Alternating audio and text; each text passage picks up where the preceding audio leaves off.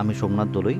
এবছর বেলগাছিয়া সাধারণ দুর্গোৎসব কমিটির ৭৩তম বর্ষের পুজোর থিম শিল্পী হিসেবে দায়িত্ব নিয়েছি।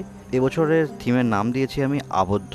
বর্তমান সময়ে দাঁড়িয়ে লকডাউন, প্যান্ডেমিক, অতিমারি, সোশ্যাল ডিস্টেন্সিং, এই ওয়ার্ডগুলো আমাদের কাছে একটা দৈনন্দিন জীবনের অঙ্গ হয়ে গেছে।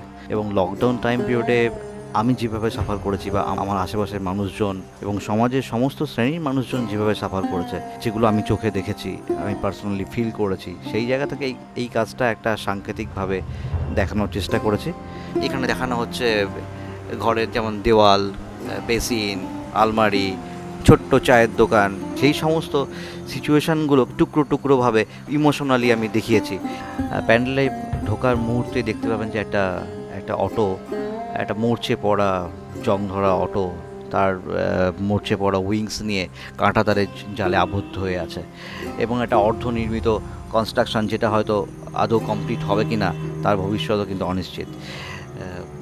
অটোটা যেভাবে আমাদের শহরের রাস্তায় যতই যানজট থাকুক যেন উড়ে চলে, তার সেই গতিময় জীবন সেটা স্তব্ধ হয়ে গেছে এই লকডাউন টাইম পিরিয়ডে।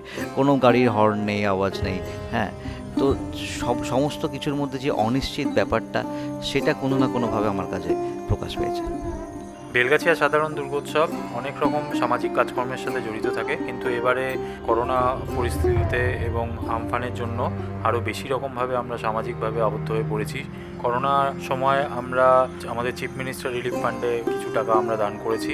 এছাড়াও আমাদের লোকাল এরিয়ায় খাবার ডিস্ট্রিবিউশনের জন্য আমরা একটা ক্যাম্প মতো করেছিলাম, সেখান থেকে আমরা খাবার ডিস্ট্রিবিউশন করেছি। তারপরে আমরা দুস্থ বাচ্চাদেরকে বস্ত্র বিতরণ করেছি।